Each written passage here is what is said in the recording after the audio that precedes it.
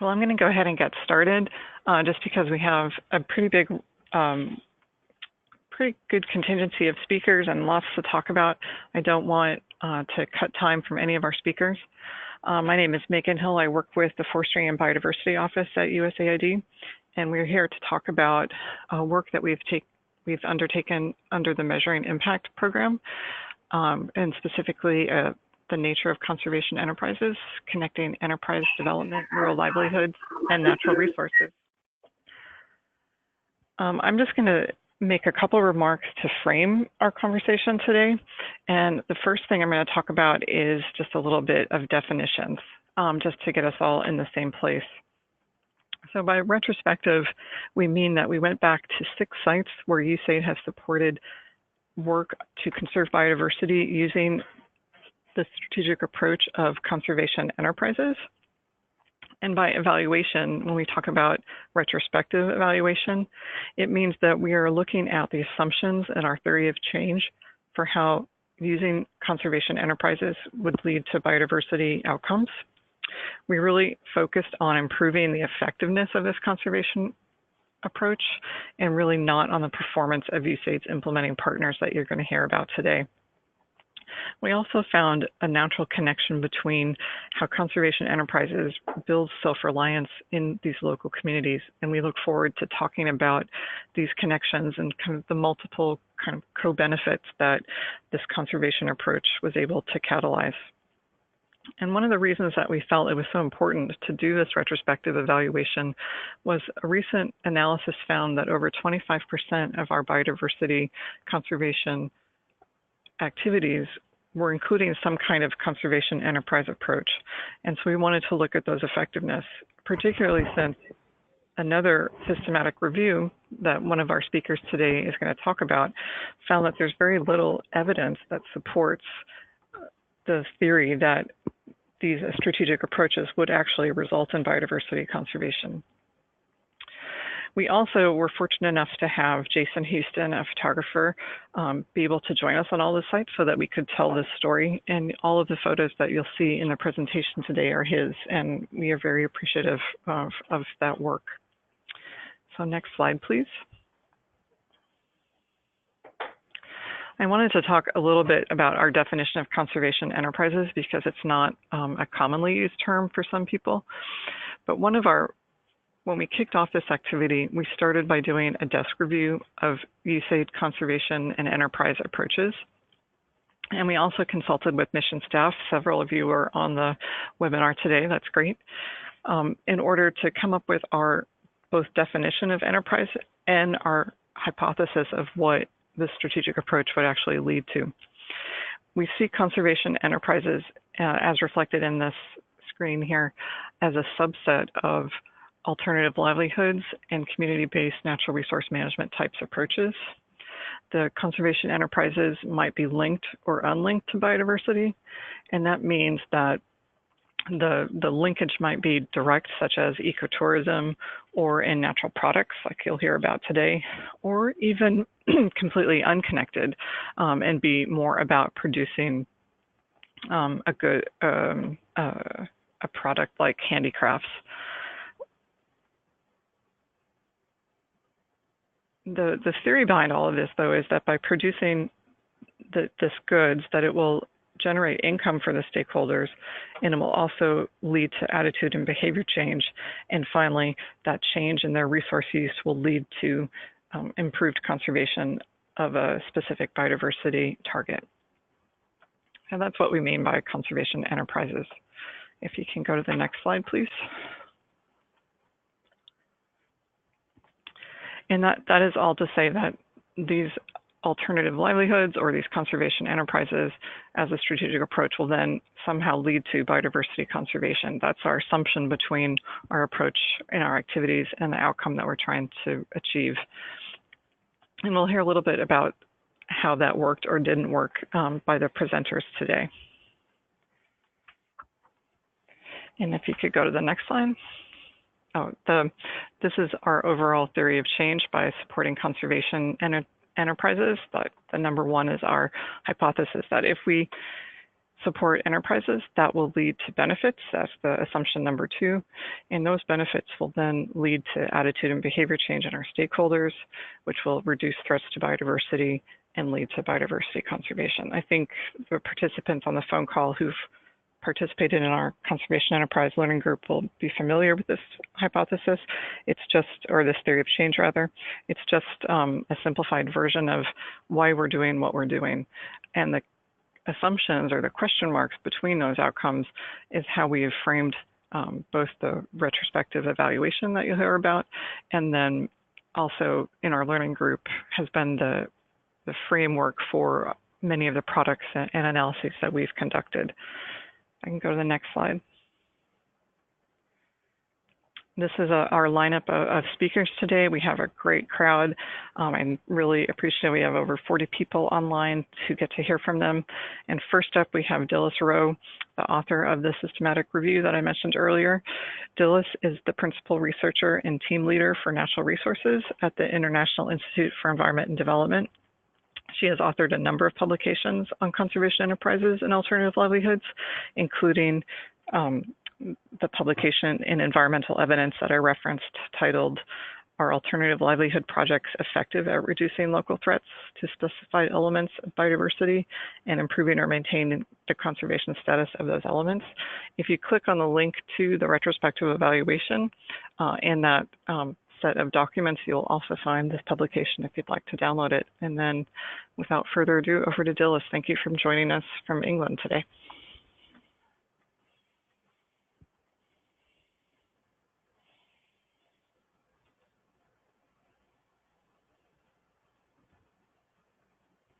Can you hear us, Dilys?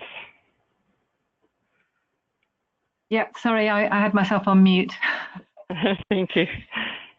So yeah, thanks for the introduction. And I'm going to talk quickly to set the scene for this about the state of the evidence base that we found when we conducted our systematic review of alternative livelihoods projects, and then very briefly about how we reanalyzed some of that evidence and tried to apply it to the theory of change that Megan just introduced. Next slide, please. So just in general on evidence about these kinds of initiatives, there's been very limited synthesis of evidence on these kinds of approaches. Much that is out there focuses on the livelihood impacts of such interventions rather than on the conservation effectiveness. Where there has been attention focused on a conservation perspective, it's tend to be analyses by specific agencies. So for example, African Wildlife Foundation looked at their enterprise work back in 2010, and there have been a number of studies of USAID's investments in conservation enterprises, but nothing that we're aware of that sort of cuts across multiple agencies. Next slide, please.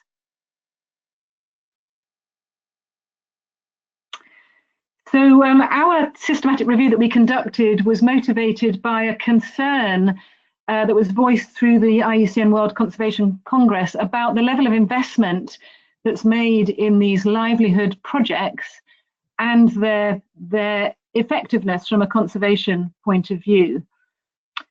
So we focused, I mean, the subject of concern was described as alternative livelihood projects rather than just conservation enterprises. And alternative livelihood projects are basically the kinds of interventions where they're trying to substitute a livelihood strategy that's perceived to be causing harm to some kind of biodiversity target for one that's considered to be less damaging. So they include conservation enterprises, but they're not limited to them. And overall, there's three main categories of alternative livelihood interventions. Those that encourage people to take up an alternative occupation compared to the damaging occupation. So that might be projects that encourage people to be beekeepers rather than bushmeat hunters, for example. The second category is where people are encouraged to target an alternative resource rather than the one that's of concern. So, you know, eat fish from a fish farm rather than hunting meat and eating bushmeat. And then the third one is encouraging people to use alternative, less damaging methods of harvesting, resources rather than the ones that are causing a threat to biodiversity. So it might be, low impact spear hunting rather than hunting with a gun, for example. As I say, conservation enterprises could fall into any of these three categories. They tend to be more prominent in the alternative occupation or alternative resource categories, though. Next slide, please. In our systematic review, we set out by doing a review of the literature to look at, to try and identify as many of these types of initiatives as we possibly could. And we found over 106 different projects described in the literature. So we did this literature review in 2014. So obviously there may be other things that have come on stream since then, but at the time we identified 106 different projects. Nearly half of them were in Africa, and the most common intervention was encouraging people to take up an alternative occupation. The most disturbing thing that we found from that was, of the 106 projects that we identified, only 21 of them included any kind of assessment of their effectiveness from a conservation perspective. Next slide. When we talk about effectiveness, we were looking at the outcomes that they described, and we broke these down into changes in the attitude of the target population, any subsequent changes in their behaviour, and then ultimately any changes in the conservation status of the biodiversity target. And again, sort of quite disturbingly, of the 21 projects that we found, only 2 of them measured any kind of change in conservation status. Most of them focused on looking at changes in attitude and changes in behaviour. And we can see that 9 of the projects reported positive outcomes, 9 of them reported a neutral outcome, so this would be neither positive nor negative, and 3 of the projects reported a negative outcome. And these were mainly as a result of the projects failing and an increased negative attitude towards conservation as a result of being involved in a failed project. Next slide, please.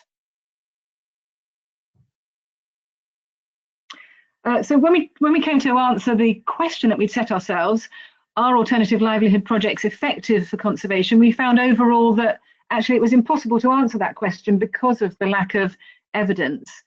And not only was there a lack of evidence, with only 21 of these projects actually assessing their effectiveness, within that sort of limited evidence base, there were major shortfalls. So the first, as I just mentioned, was that most people stopped their measurement of effectiveness with getting to attitude and behaviour change and not going on to look at an actual change in the conservation status of the biodiversity element they were targeting. We also found that most of these assessments were self-reported rather than being independent evaluations. They had little or no use of a counterfactual, what would have happened if this intervention hadn't occurred? Would the situation still be the same? Would there have been any different change to the conservation status? And also little recognition of any other confounding variables that might have influenced the project outcome other than the project itself. So it may be that the change in behaviour or the change in conservation status was caused by something completely different other than the project, but that was very rarely addressed. Next slide.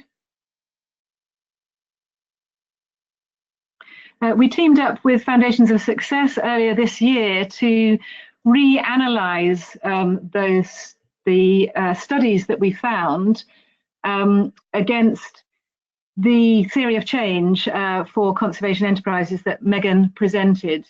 So of the projects that we looked at that were alternative livelihood projects, as I said, not all of those were conservation enterprises, but we found 17 of our studies describing a total of 18 projects that were conservation enterprises. So we re-examined the evidence of those 18 conservation enterprise studies. And we tried to explore the extent to which they addressed the enabling conditions for conservation enterprises that have been identified through the Measuring Impact initiative, but also supported by other studies, such as the one that was done by African Wildlife Foundation, and also the extent to which they addressed and supported the theory of change that Megan showed you. Next slide. So just as a reminder, I won't go through this in any detail, but these are the enabling condition or keys for success that the Measuring Impact USAID initiative has identified. And next slide. And this is the theory of change that Megan already described. The only difference with this diagram is that this includes sort of key questions about the assumptions between each of the links in the theory of change chain, which I'll come back to later. Next slide. Again, there's no time to go into the detail of what enterprise projects did what, but this is just a visual to show you how sparse the evidence base is. So down the left-hand column are the code numbers for the enterprises that we looked at. And if you look at the full report of this study, you'll see that each of these code numbers relates to a specific enterprise project. And then across the top in grey, to the left are the enabling conditions, and to the right are the various stages of the theory of change logic chain. So any columns, any cells which are blank means that there was no evidence to either say, yes, this enabling condition or this outcome in the theory of change has been met, or no, it hasn't. There was just no evidence there at all. If the cells are coloured in red or in pink, that means that the evidence said that this enabling condition or this step in the theory of change wasn't achieved. If the cells are green, it means that there was evidence to say it was achieved. And if the cells are yellow, then the evidence is mixed. You know, sometimes it's negative, sometimes it's positive. It's mixed and sometimes conflicting results. But I guess the overall take-home message here is, you know, look at how many of these cells are blank, which means, you know, nothing we can say about these enabling conditions or these steps along the theory of change logic chain. Next slide, please. So going back to that theory of change and thinking about the assumptions that take you from one step to the next, we tried to look at whether we can answer, you know, address those assumptions and whether they hold true according to the evidence that we found. So the first one is, you know, can enterprises be established and be sustained over time? And we found that yes, most of the conservation enterprise initiatives that we looked at were able to get something up and running, but we found very little evidence describing the success of maintaining the enterprise and the longevity of the enterprise. The second step along the chain, do the enterprises once established actually provide benefits to participants? Yes, we found lots of evidence of benefits, but a real diversity in terms of the types of benefits that people measured in their studies. So very difficult to sort of come up with any overall conclusions about levels or types of benefits that are generated. Do the benefits, if your enterprise generates benefits, does that actually result in a change in attitude and behaviour? Yes, from the evidence that we have in front of us, we can see that there are changes in attitudes and behaviour, but it's very difficult to find any studies that make a causal link between the benefits that have been generated and the changes that occur. So again, the evidence sheds very little insight into, you know, how different types of benefits, levels of benefits, distribution of benefits motivate different groups and enable changes in their attitudes and behaviour. We just can see benefits are generated, behaviour changes, but we don't really understand the mechanism in the middle. Do changes in behaviour then take us the next step along the chain? Do they contribute to reduced threats in biodiversity? Again, very, very limited evidence to show any causal links here. And finally, does threat reduction contribute to an improvement in the status of biodiversity? Well, as I said, very, very few studies that actually measure any change in the status of biodiversity. A real lack of evidence about the overall achievement and sustainability in terms of conservation outcomes. Next slide, please. So I just wanted to kind of make a few conclusions, but first start with a caveat that this evidence that we tried to use to look at the theory of change was generated from the studies that we identified for our systematic review through 2014 and then into 2015. So they're not as up to date as they might be, and they weren't designed, those studies, to test the theory of change. They're just a whole variety of assessments of enterprises written for a variety of different reasons, some project evaluations, some journal articles, all sorts. So, in many ways, it's not surprising that there are evidence gaps against specific enabling conditions. The studies were never asked to look at all of those conditions. However, even though the studies weren't intended for that particular purpose, I think they provide a really useful overview of the overall state of the evidence base and the gaps within the evidence base. And the overall conclusion, I think, that we can only draw is that it is very limited what gets documented, and it's very hard to assess causal links in the theory of change logic chain. We can see right at the beginning of the chain that yes, enterprises can be established and they can generate benefits, but it's hard to follow any logic flow all the way through the chain because of the lack of evidence as to what happens further down, particularly in terms of conservation outcomes. But while this all might seem very negative, the final point I want to make is that a lack of evidence doesn't necessarily mean a lack of impact. We know that there are loads of great projects out there doing great things. I think a real problem, in terms of the conservation community at large, is that we're very bad at documenting the lessons that we've learned and our experiences. And we really need to get much better at that and building the evidence base so that we can really properly assess the effectiveness of these initiatives. Thanks very much. No, thank you so much, Dilys. There's certainly a lot to chew on in that, which I hope we can keep connecting back as the further speakers talk about their work. I'd like to now turn to Judy Boshoven with Measuring Impact. She's a learning specialist with Measuring Impact and has more than 30 years of conservation experience and over 10 years experience in training and facilitating program teams around the world to use adaptive management principles to design, monitor, evaluate, adapt, and learn from their biodiversity conservation work. She's also the lead author of this report, The Nature of Conservation Enterprise, and thank you so much, Judy, for all the work that you've put into this. It's definitely been a labor of love, and I look forward to hearing from you. Thanks, Megan.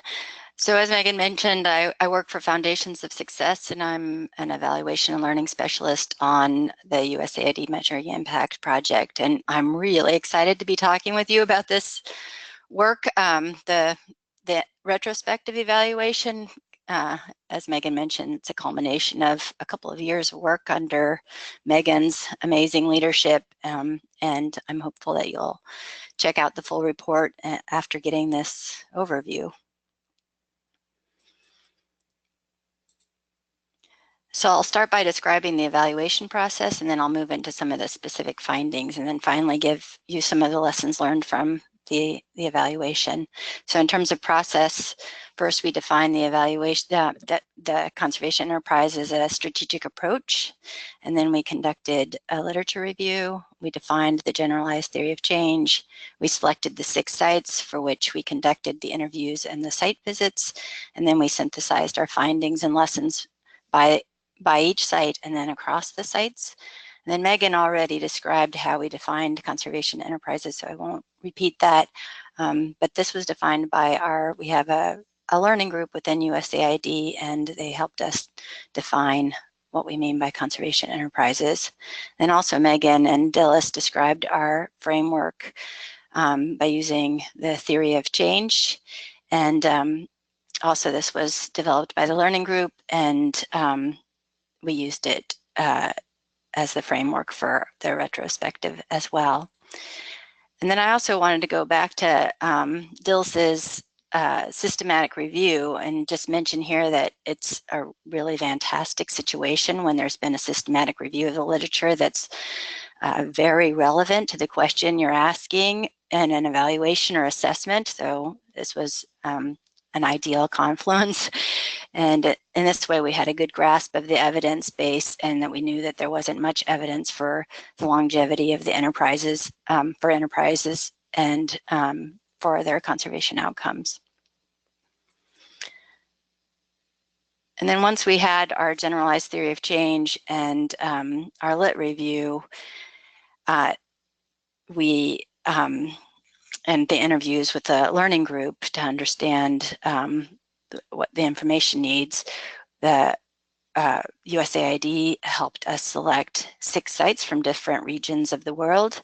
So at each of these sites, implementing partners of USAID have been supporting enterprises as an approach to incentivizing communities to conserve biodiversity over the past 20 years, and sometimes even longer. And we recognize that the selection of the sites had its limitations, given that we're only looking at enterprise approaches that have been sustained over the longer term without comparisons, right? And it would be really informative and interesting to assess enterprises that didn't last to understand why they didn't last. So then, using our theory of change as our framework, we conducted a desk review and interviews with the implementing partners at the 6 sites to verify that indeed this was their generalized theory of change as well. And so the partners hadn't necessarily used this theory of change explicitly in the design and implementation of their activities, but we found that their assumptions were implicit in their documentation and that they became explicit as we interviewed them. And obviously at their site-specific outcomes and assumptions were much more detailed than our generalized, very linear theory of change. We asked the implementing partners what had changed over time in terms of their specific outcomes and if their assumptions had held over time, and why not. And we also found various degrees of capacity among the implementing partners for monitoring their outcomes and testing their assumptions, especially related to the kind of right-hand side of our theory of change in terms of reducing threats to biodiversity and measuring a change in the status of biodiversity. So then with the implementing partners, we conducted community interviews, and we tried to get the full range of stakeholders in the communities, including leadership in the community organizations that run the enterprise participants, and also non-participants where we could. And then in sites where the goal was to reduce threats to protected area, we talked with protected area authorities as well. So now I'll dive a little bit more into the findings along the theory of change, and hopefully this will illustrate the usefulness of using a theory of change as a framework for an evaluation or an assessment, and I'll illustrate with site-specific findings as well. So first, we found that support from the implementing partners evolved over time as they worked with the community organizations to implement their conservation enterprises. And for example, with initial funding from USAID, Enterprise Works, now part of Relief International, helped to establish ANSAP to support rural villages in the Western Himalayas of Nepal to make paper, essential oils, and other products from timber and non-timber forest products to incentivize sustainable management of our community forest. And Ann Kuntz is going to speak next, and she works for Relief International and has been working with communities over a very long time in supporting enterprise development. So since initial support from USAID, ANSAP's role has evolved over the past 20 years to assisting communities to establish over 1,000 enterprises, and for these enterprises to work together as an alliance to actually change, influence policy, and to form business partnerships. So they help to establish what they refer to as lead firms, which aggregate product from many communities, and they add value to those products, and then they sell them in national and international markets. So for example, Himalayan Biotrade is a lead firm that dyes paper and sells the product used as packaging by Aveda, a body care product company. And David from Estee Lauder and Veda is going to speak later as well. So we'll get more information on his efforts.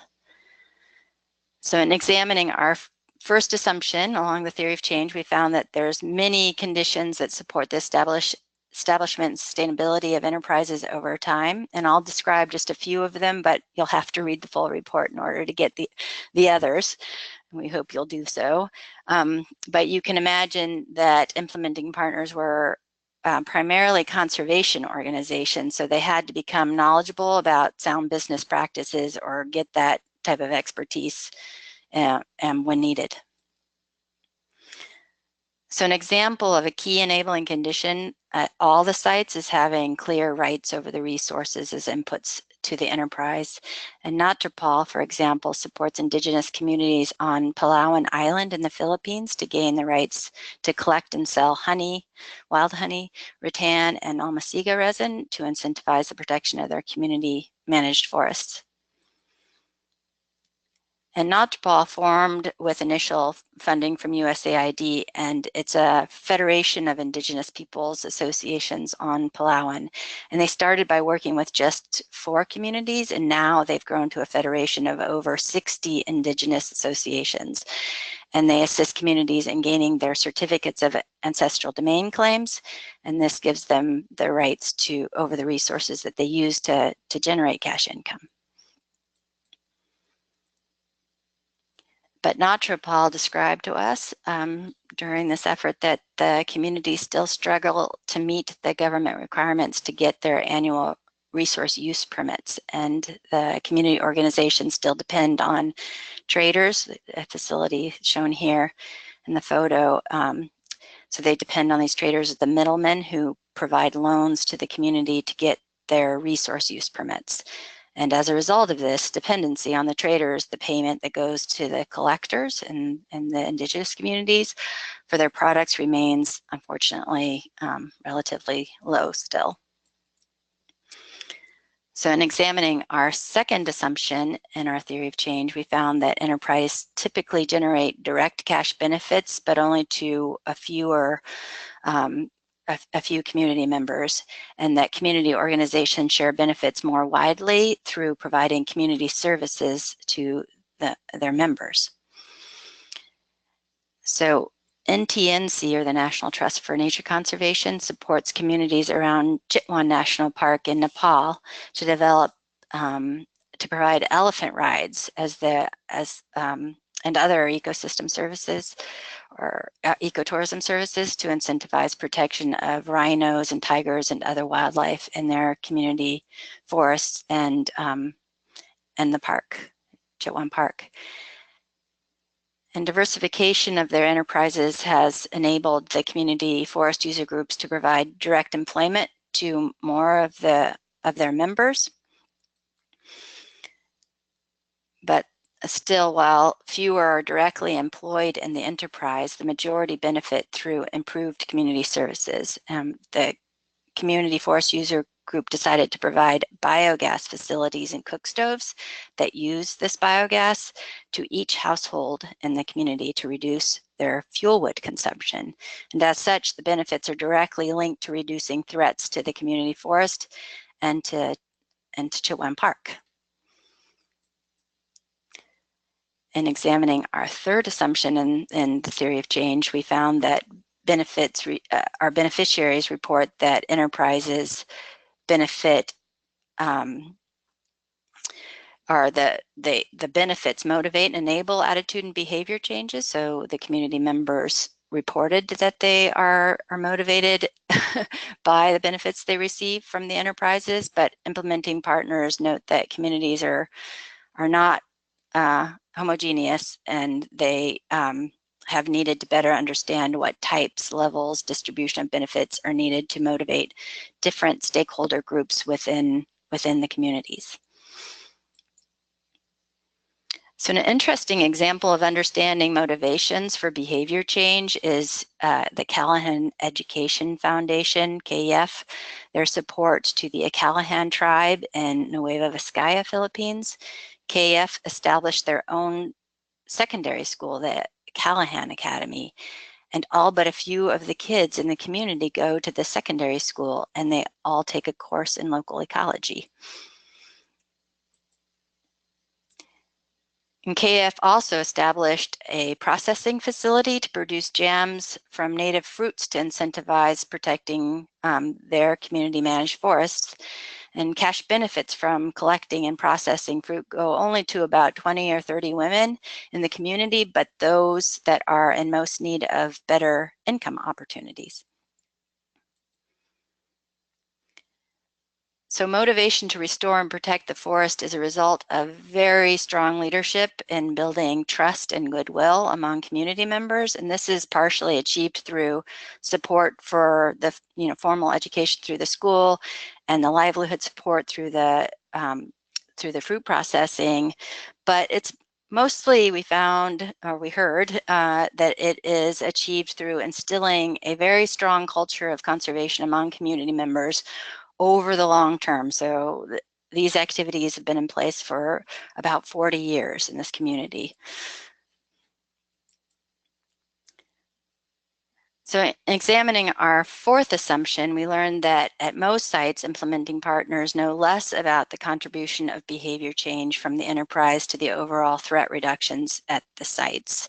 So partners explained to us that there's this need to better understand the scale of behavior change that's needed to contribute to threat reduction. And they also report that there's multiple strategies that work together at the site, and therefore it's difficult to attribute improvements in biodiversity or threat reduction to the enterprise approach alone. And finally, in examining our fifth assumption, we found that smaller conservation organizations like NATRAPOL or KF haven't had the capacity to monitor their threat reduction and the status of biodiversity at their site. They perceive that biodiversity status has improved, but it's based on their perceptions, their observations.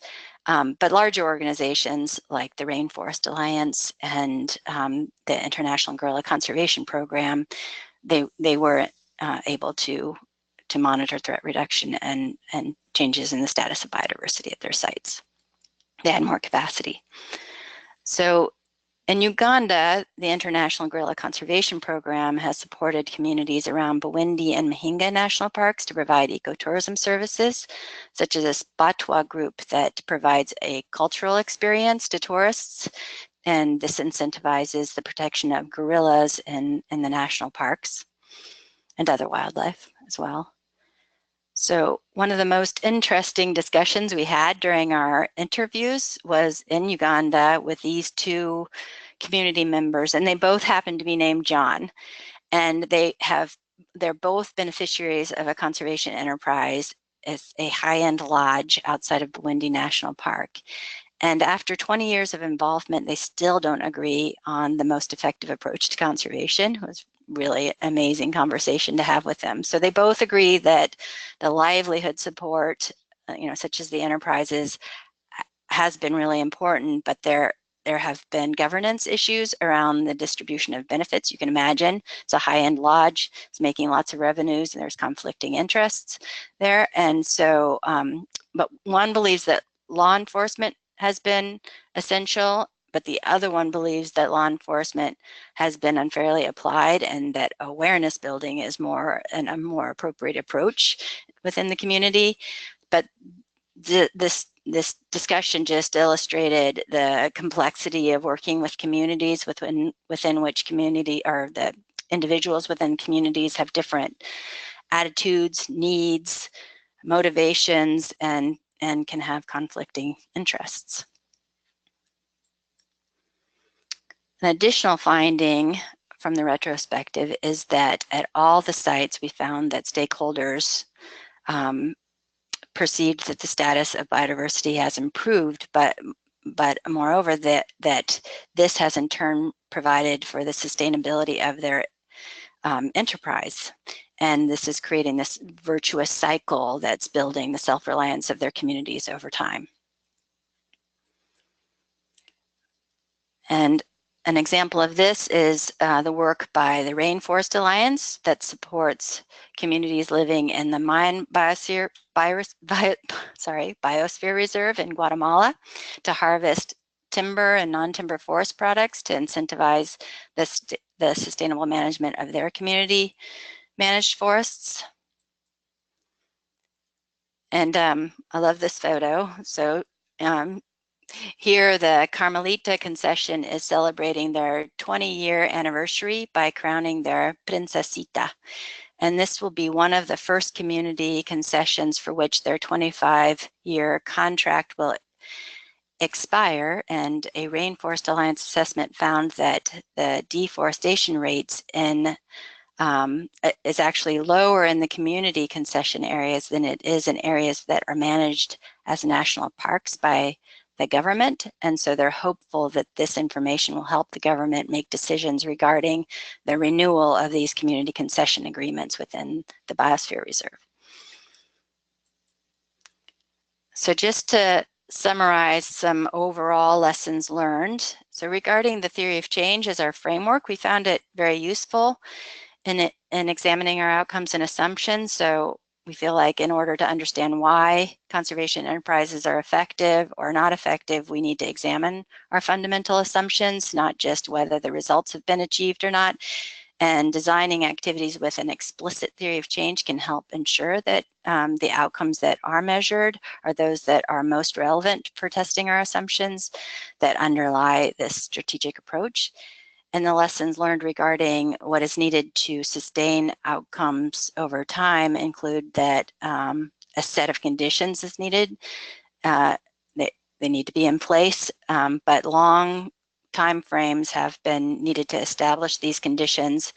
So beyond any one project period or typical funding cycle of 3 to 5 years.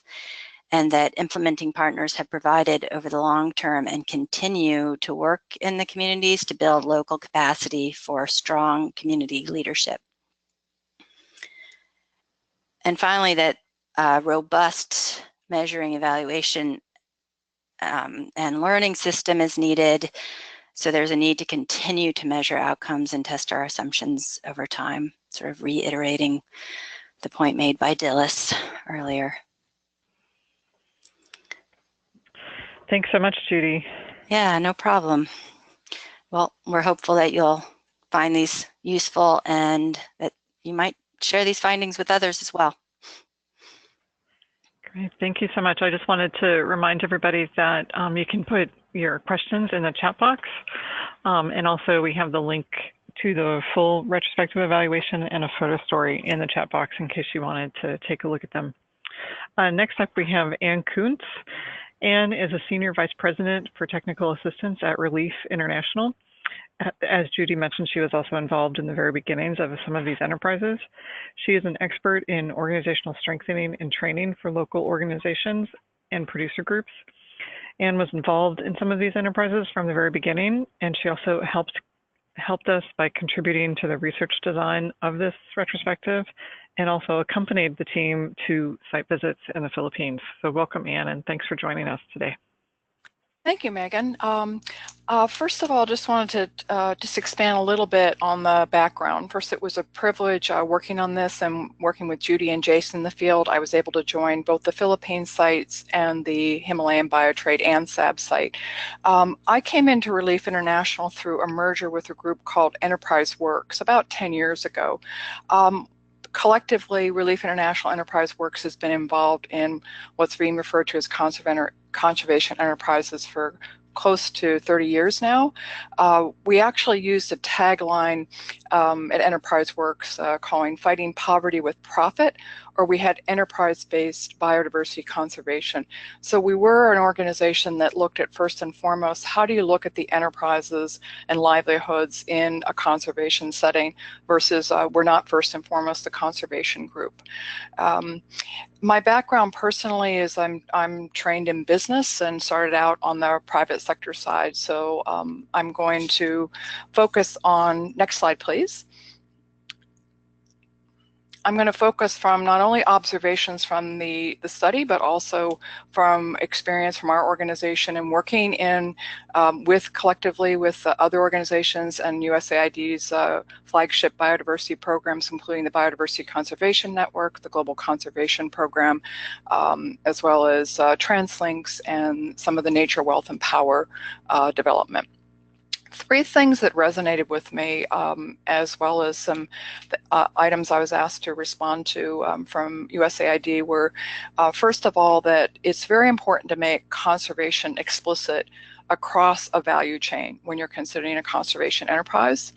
Second, that all of these sites, including most of the sites where I've been personally involved in conservation enterprise, are communities that are dependent on agriculture for subsistence, as well as other subsistence products like fuel wood, construction materials for their houses. And I want to just comment on some things that observations there. And then finally, the fact that over the period of time, livelihood options for these communities have become much more diversified, and what we found on that from the retrospective. Next slide, please. So the first item I want to delve into is making conservation linkages explicit across a value chain. I think most of you are familiar with a value chain that looks at from harvesting your product all the way processing it through to the final consumer.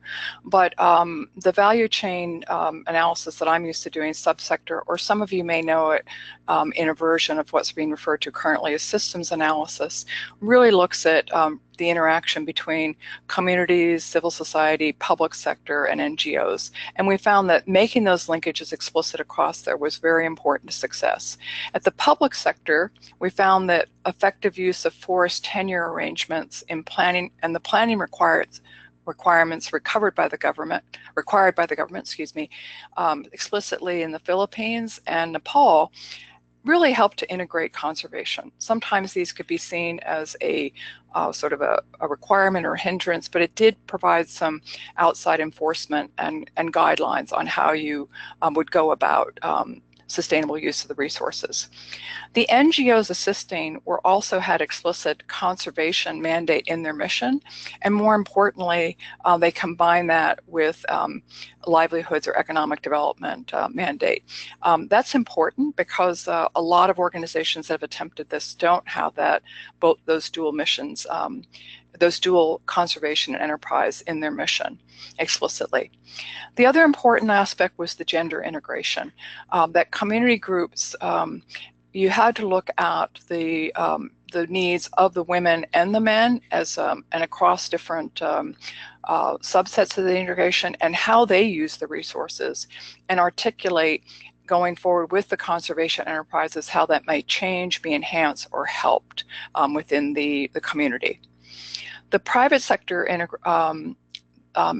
portion of it was extremely important, and you're going to hear more about this from David Hercock. For me, it's been a privilege to work with David and Aveda, now going on over 20 years, in that the private sector and your target markets have to value that conservation outcome, and that it goes beyond a simple buying of the product. It's really investing in how that natural resource has to be managed and how the community has to be considered, both the people and the conservation side of it considered together.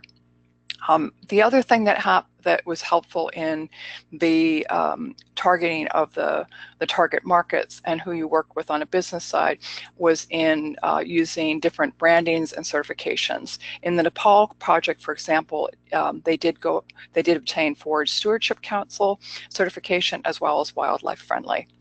Bottom line is you needed a collection of mutually supportive incentives and enforcement for a conservation enterprise to achieve both the livelihoods and conservation outcomes. Next slide, please. I was asked to also comment on understanding of sort of what's going on in the agricultural practices.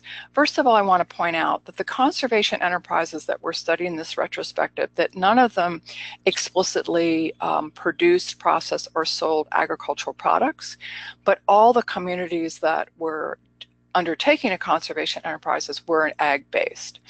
The other thing that I thought was quite striking when we interviewed the communities is that their populations had doubled since the start of the USAID projects 20 to 25 years ago.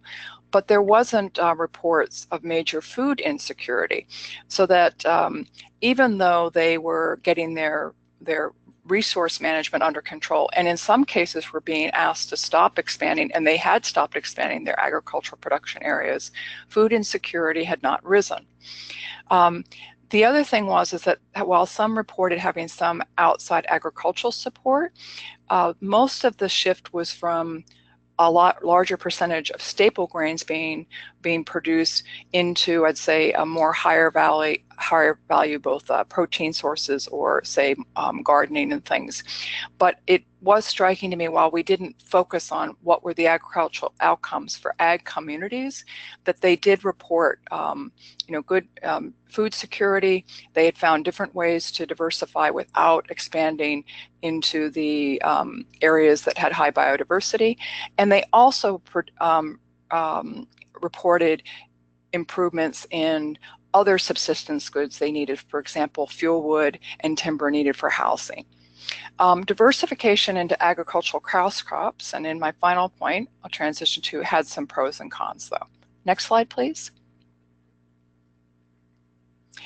So in understanding how those diversified livelihoods impacted conservation, first of all, in the 20 to 25 years ago, when diversified livelihoods, or what was defined by Dillis as alternative livelihoods, were really coming up, the experience I've had is that alternative livelihood projects tended to focus on finding another livelihood option within the community or very close to the community.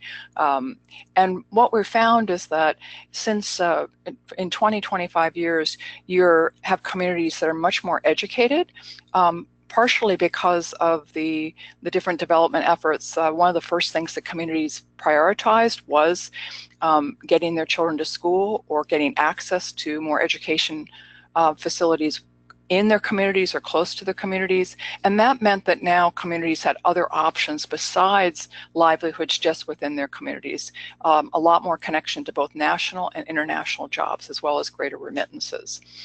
The enterprise development with subsistence-based agricultural communities also meant that it gave people the experience for the first time in many cases, and the site in Nepal that Judy showed pictures of and mentioned, that paper-making enterprise was actually the first enterprise that people had ever been exposed to beyond their subsistence agriculture. And that gave them the skills to think about new enterprises, not only within their community, but also outside, say in neighboring townships, and there was evidence of that type of migration and support. And then finally, on communities living in high diversity areas, including Indigenous people, I think the thing that I found very insightful and hopeful is that they are adapting to their changing livelihood options. Whether it's a new cash crop, in the case of Nueva Vizcaya, that they were concerned about, but they were starting to say, how can we talk about, we've encountered threats before, or stressors, we need to address it, but at the same time balance the income that people are getting. They at least were discussing it and identifying it quickly as a potential stress and being able to act upon it in a coordinated way. And that with the increasing population and these changing stresses, I'm actually quite hopeful that the conservation enterprises are actually leading more impact. We may not have the formal documentation of written up studies, but when you go out to communities, they do have it in their oral tradition. They're talking about it amongst themselves, and they have the skill set, I think, to analyze and solve a lot more problems than they may be given credit for in formal literature. With that, in the final slide, I'd like to thank you for your time. And for any additional questions or materials, you can refer to our Relief International website, or feel free to contact me at my email. Thank you. Thank you so much, Anne. It's great to hear your comments, since you were really there right at the start, and then able to go back to some of these sites today just to get those insights was really helpful. I wanted to turn to your partner in all of this, David Heerkok from Estee Lauder, where he is the Executive Director of Global Citizenship and Corporate Sustainability. Estee Lauder is the parent company of Aveda Corporation, which purchases from the conservation enterprises in Nepal that we saw earlier. Just to share, I think, your comments and insights, David. Thank you so much for joining us. Thank you so much. And Anne, thank you for your direction over the last 15 years and ongoing. I really want to bring about a discussion on looking at a bit from a business perspective, but from a very human, business, personal perspective as well. And that's what I'm going to try, and this isn't going to be the normal business webinar presentation. So, okay, so we worked since 2004 in the area. It's good business using Aveda holiday programs. Over the last 10 years, Aveda has purchased over 3 million sheets of paper. It's a great paper product, but we really worked for the first 2, actually probably 4 years on quality control and export. And in fact, some of the collectors, the producers got really quite upset because it was quality control the whole time, because you won't have a sustainable business unless you have quality control. And we couldn't actually look at this from an Aveda perspective until we had that quality control too. The diverse revenue generation, it was not just about creating jobs. There's small revenue collectors to larger revenues for full-time employees. That's in brackets. So much of the revenue is women-based. And when we did work in looking at this use of revenue, the primary area was leading to access to education.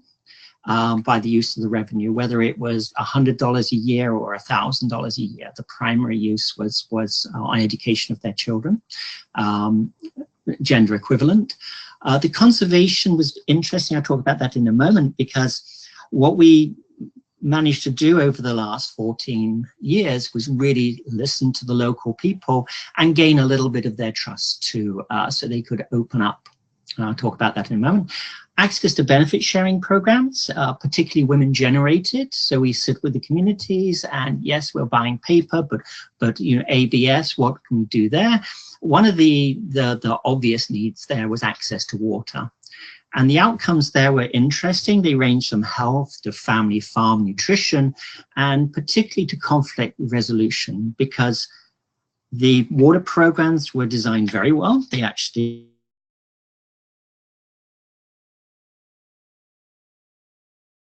and particularly in areas of conflict resolution, because every factor, every person in the community, marginalized or otherwise, had the same access to water and the same quality. And that we are told mitigated a lot of conflict resolution. Cultural awareness, I'll talk about in a minute too. And this was a very multi-dimensional approach. And of course, a great learning exercise both ways, because I talk about quality control, but we also had to learn how to use the paper in a quality way once it got to the people who made the companies that made the boxes for us, because it's a very different paper than they're used to use. Have the next slide. Okay, I really want to do some sort of thought-provoking moments, and this is where Anne hugely helped. So the first slide, first picture on the left, upper left, was in 2004, where a young lady actually chaired the local meetings. That was something that had never happened before.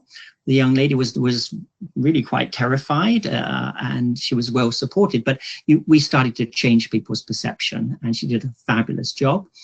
Again, listening was a huge factor in these 14 plus years. The middle slide at the top is talking to an elder. This was during the Civil War period. Very difficult. I really needed to go, but so important to learn to listen to all people in the community. Being a little eccentric, as Anne will know, is that when we had the high-level meetings in Kathmandu with the government and the big NGOs, is I was asked to talk, and I would always bring it round to the local entrepreneurs, the community that were always sitting in the back of the conference room, and I would bring those people up and say, you know, these are the heroes, these are the people, this is your future for Nepal. So I was able to do that, which is important. The bottom left, this is a community in Dolaka, in Jiri area, the road to Mount Everest. And again, it was the women who really designed the water programs, and their incredible quality and needs, and for small farming, and listening to these people was so important. Again, traveling. I like traveling, but Bajang is a difficult place, as you will know. Well, in fact, it's got a lot easier now. But when we went there, it took 3 days to get there and 5 days to get back. But we had to travel there and to listen to the people. And in fact, we actually took a photographer there, because one of the needs we were told is everyone wanted a photo. So we took a photographer with 400 Polaroids photos, so very interesting. The bottom slide on the right-hand side was again listening to the community and learning. Let me explain a little bit more now. We have the next slide.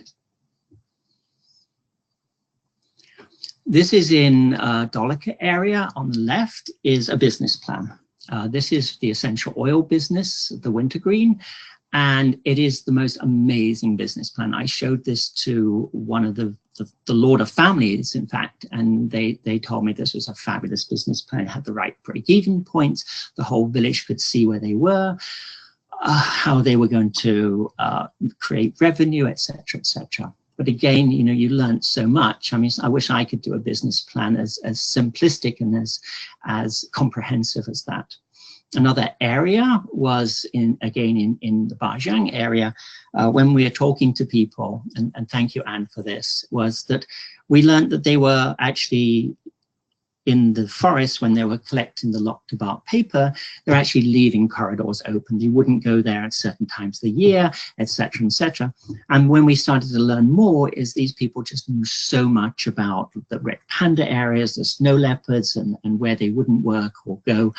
And we learned so much there, and that led to a wildlife-friendly program that is in place there, and really locally based and targeted. Next slide, please. Let's play this video if it works. I'll go and mute just in case.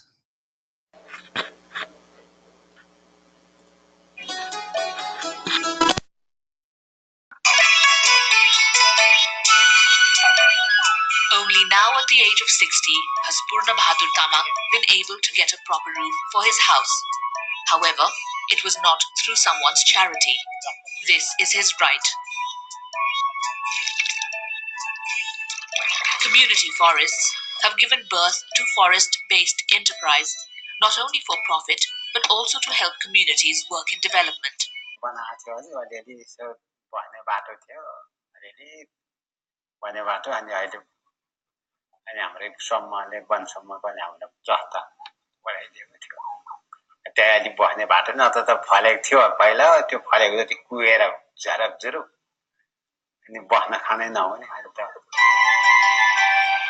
The Bitteri Pakha Community Forest came under the forest certification process, and Purna Bahadur received help on the principle that the poor too have equal rights over natural resources. Okay, thank you. Wow. I think that is very, very telling, that the reason why I believe the work here is actually working so well is that every person has a right to be involved, whether it's a collector or the women becoming managers, etc., in the programs. So it's very important. I can have the next slide, please. This was a very interesting image here, because only after about 10 years of working with the communities, I think they sort of trusted us enough to bring out their shamans and share this. And looking around at this, it was interesting to note the youth who looked extremely embarrassed about this whole thing.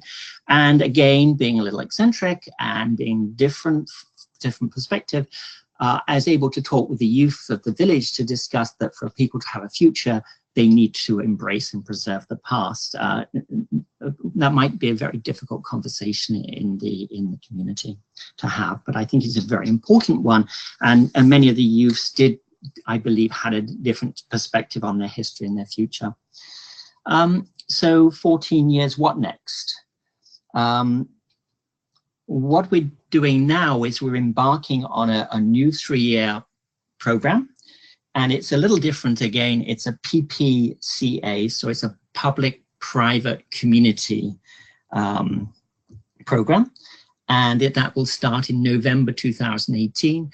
Is looking at the lessons learned, to seeing how these can be brought to other communities, and again looking at revenue diversification and diversification of needs and of the villages and how they've managed to get to that area. So look, thank you very much. A little difference.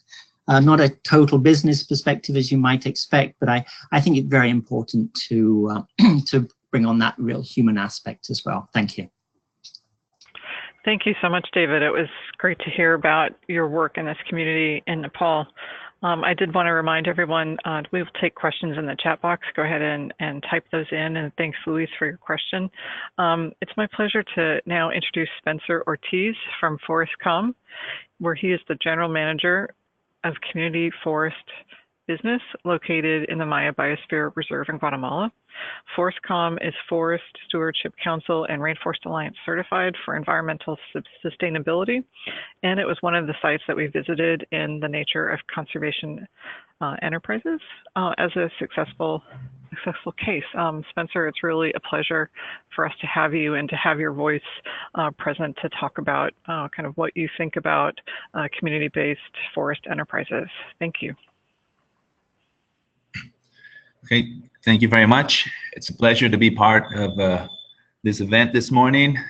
I will start right away by mentioning that I am the general manager of this community company of Forestcom. We're a community enterprise of Forest Service. The first slide shows some photos that gives you a very good idea of the perspective of the company. It was established in the year 2003. The main challenge for the forest community enterprises that work in the northern part of Guatemala were to sell the wood products to the local and national market and also the international market.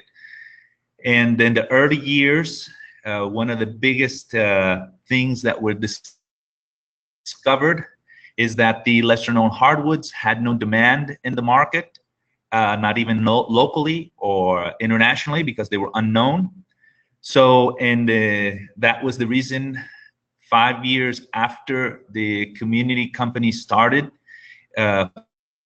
Forestcom was established, and its main goal was to seek out demand for these wood species in the international market and in the national market. So we focus, basically, this company focuses on selling the lesser known hardwoods.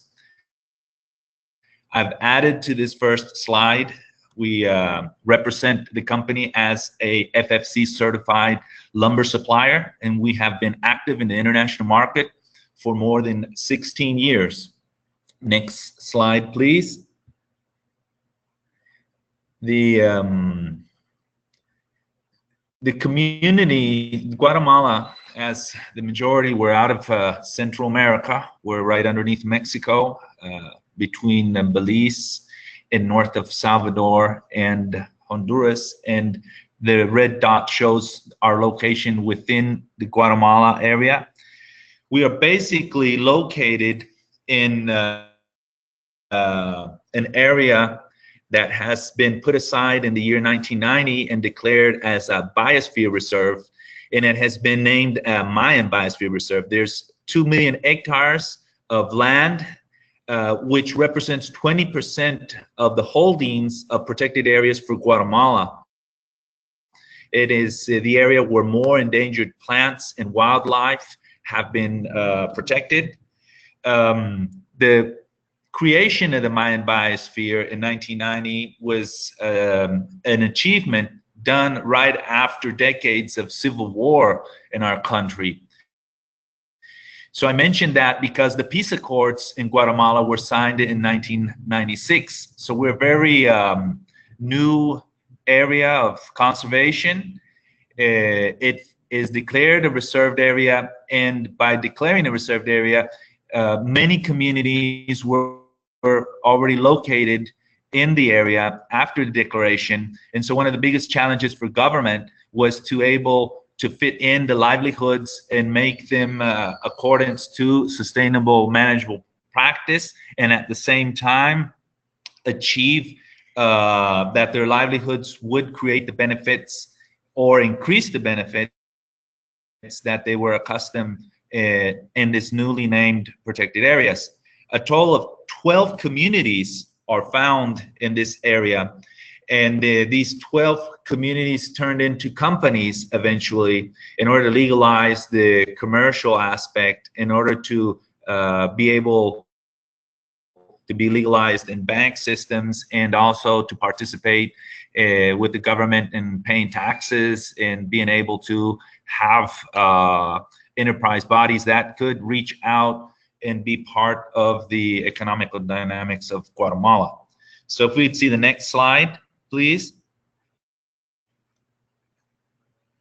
FFC is a big issue for our initiative because it is it's a mandate by the government that forest management that would be taking place in this forest would be FFC certified. It's obligated by law. So from the start of the forest concession, this was one of the big challenges that the different companies, the community companies, would have to understand what these forest practices demanded and change of the way they would recollect and harvest the timber and non-timber products. Could I see the next slide, please? We have gone a long way.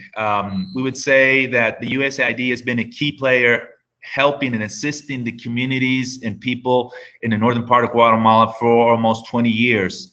The investments of outreach of the USAID projects has helped organize these companies and have helped us to have outside assistance by NGOs from abroad. Next slide, please. One of the big achievements was to be able to outreach the international markets. And today, Forestry is a company that is being well known in many US companies and also in Europe markets for its high quality and decking material, outside patio furniture. Next slide, please. It's a process that has taken an approach for many years now. Accessing markets is not easy. What we're seeing here is a few products that we produce in the company. Next slide, please. And one of the biggest challenges for community organization companies is to keep not only the skills growing, but also the trust flow and the benefits that the companies obtain of selling products, regardless if it's timber products or non-timber products. The most high valued revenues received by the companies come from the hardwoods, and mahogany is the key timber that produces the most income for this region. It would be 60% of everything that is harvested. That is around 2,000 cubic meters annually of roundwood that is cutted. The other 50% would be divided by, I would say, 35% of 5 other wood species, and then the other 15% would be divided by 20 other wood species. So it is a very high task because we have 50% of lesser known hardwoods that we have to turn into end products. And what we are seeing here is a display of our products in Spain and one of the big box retail stores called Le Merlin.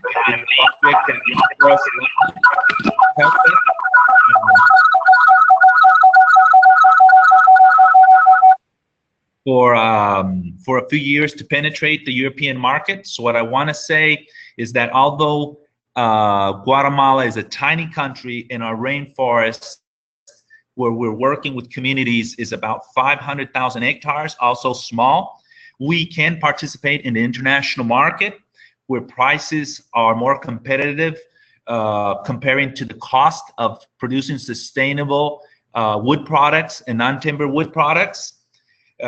Could we have the next slide, please? And I would say transparency is one of the big challenges in the distributing products. Here's a few photos of showing the equipment we have in the mill. We do have, each community has individual mills, and they will produce the raw lumber, and Forestcom company will receive it and add value and export it to the international market. In the Petén, we have seen 5,000 employee jobs that benefit the community in about the last, I would say, 8 years. The statistics says that in wholesales of non-timber products such as latex of chewing gum, fern leaves of chate, allspice, flour of a nut that is called ramon in our region, in whole with the wood has been around $25 million as incomes to about 1,500 families that administrate the rainforest through the government leasing under 25-year contracts. It's a pleasure being part of this event. I'm open for any questions at the end, and thank you very much, and I hope what I've said has been useful and interest to everybody.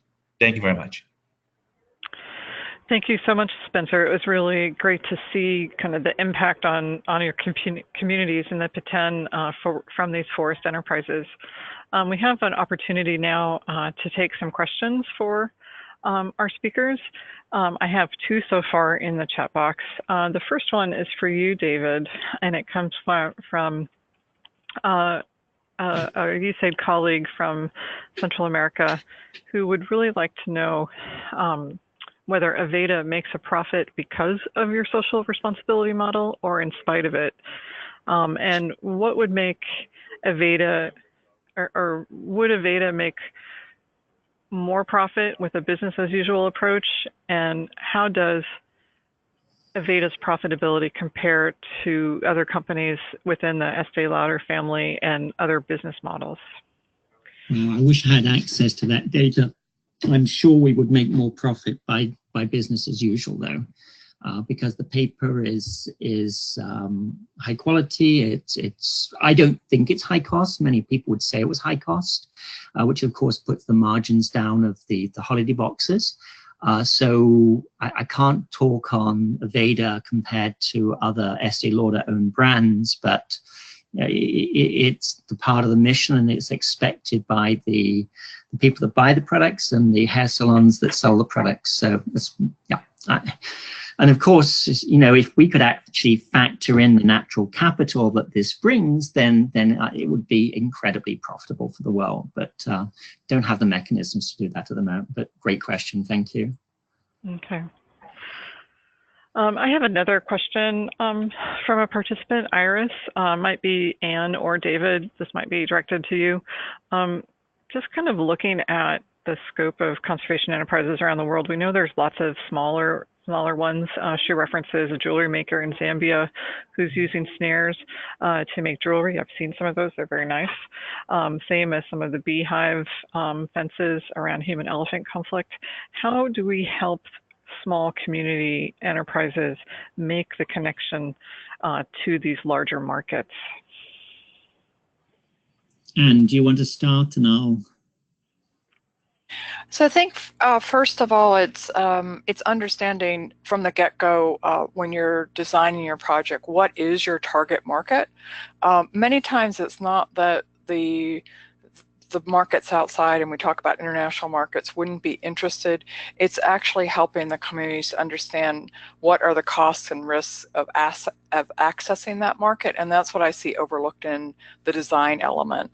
So typically, the miss between, and David alluded to this, what are going to be the quality requirements? And the aspect, for example, on snare jewelry, well, what is it made out of? Is there any potential, health hazard in that? It could be a metal that you may not want, in a jewelry product. What are the base metals? Understanding that. So that's what I find. It goes back to, I'd say, what are the business basics, and putting that emphasis on, since so many times these enterprises are approached by, say, a conservation organization. I find one of their biggest sort of, maybe it's not quite a mistake, but they overlook is really focusing on those business basics from the start. So that's where, in connecting up, there are options, but you do have to look at things like materials quality, where going to be the shipping costs, timing of payments, export permits, and those are just, like I said, business fundamentals.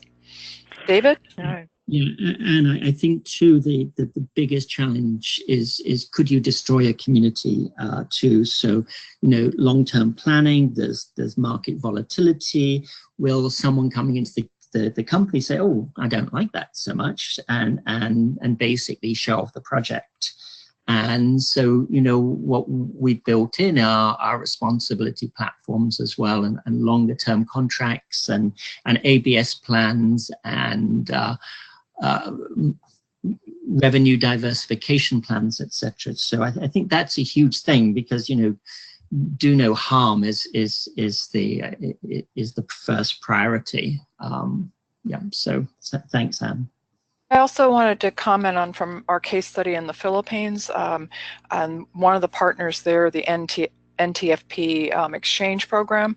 They've actually started a very interesting program. It's called MODI, Modern Indigenous, and they convene the export designers in the Philippines on a range of things from clothing lines, fabrics, handicrafts, and then they meet with the indigenous people. So rather than people making the same item they're used to making, and that may be very traditional to their culture, they give them the latest design trends and things, saying, that's great, now we're going to make, instead of your traditional outfit, which a few tourists may want to buy, this year bolero jackets are in style. Here's the design, use your traditional skills, and that's been, I think, quite successful, and they've tapped into the international markets that way. And in most countries, there are design institutes at the capital level, and that's to reach out to them. They're usually quite potentially interested in being able to link up with groups that have interesting products. And that's a great point. I did want to point out that earlier in the chat box, we did put in a link to a publication we did called Keys to Success, which goes into some of those fundamental enabling conditions for enterprise development in a little bit more detail. I have another question for Spencer here about how do you avoid timber laundering, and which approaches, methodologies do you use to prevent kind of that entry of illegal timber into your market? And B would also like some more information on the kind of the data behind your community enterprise prizes, and where might she go to find that? I thought this might be a good time, Spencer. I don't know if you can talk about the research being done with Biodiversity and the Rainforest Alliance. Okay. The traceability of legal wood, I guess, is a task, an ongoing task for every tropical country that is harvesting wood. We basically have all the communities in the northern part of our country are FSC certified, and Forestry is group manager for certification. So every community that has a forest concession is under our code of and license of certification. And that is one of our business services that the company provides. And each company has their own traceability system that we monitor and assess continuously. It's a group initiative. of follow through. We have governmental agencies. We have annual audits from certifying third bodies. And we also have our own internal team of foresters that continues following from the falling of trees, the transporting and the exporting of trees. It's a very hard task. It's expensive, but it's effective. In the rest of the country, it's difficult. I would say the problem is when the markets, the local and national markets, push in illegal wood into the market. It affects our advantage of our price, and that makes an impact. And that for only the government controls that. Now, where you could find more information about our company, there's a lot of it. I would say the Center of Higher Education of CATIE out of Costa Rica in 2016 did a very good investigation and assessment over the sustainability of our logging operation after 20 years. And there's a very good report. I understand James Grogger, a very well-known botanist, mahogany specialist, American, leaded this investigation, and you can find it on the website of CATIE in the publications.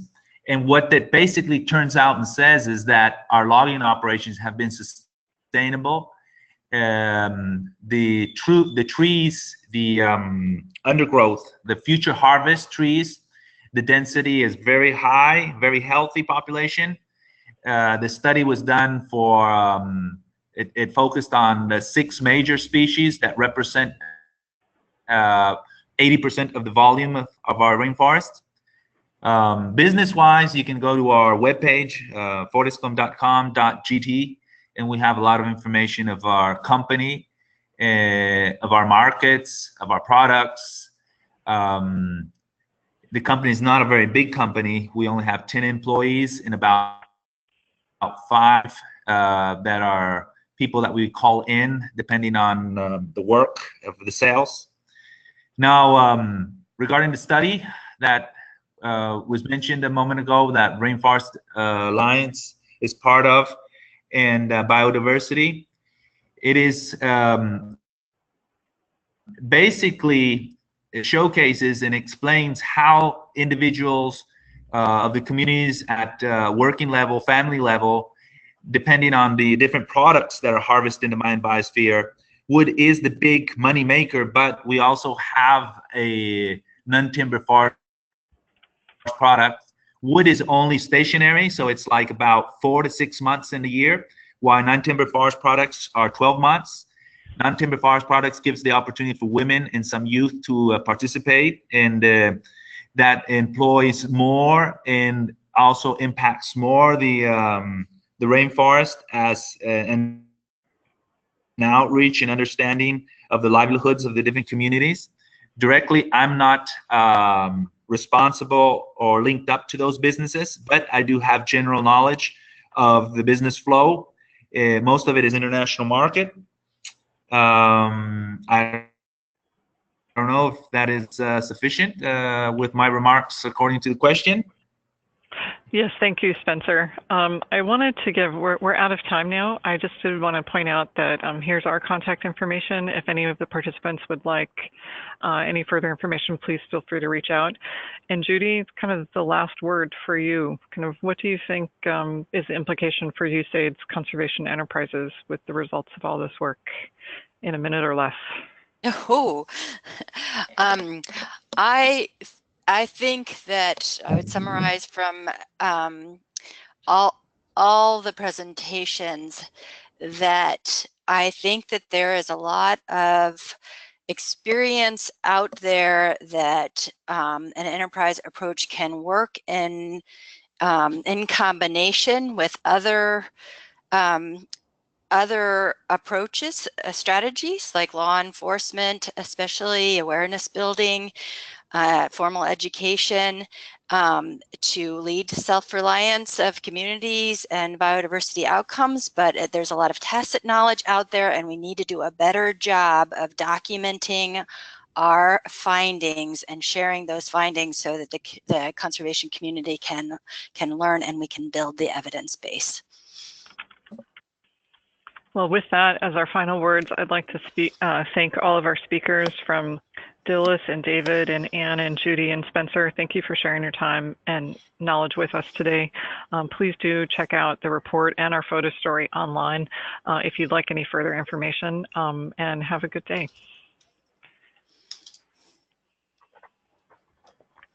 Thank you.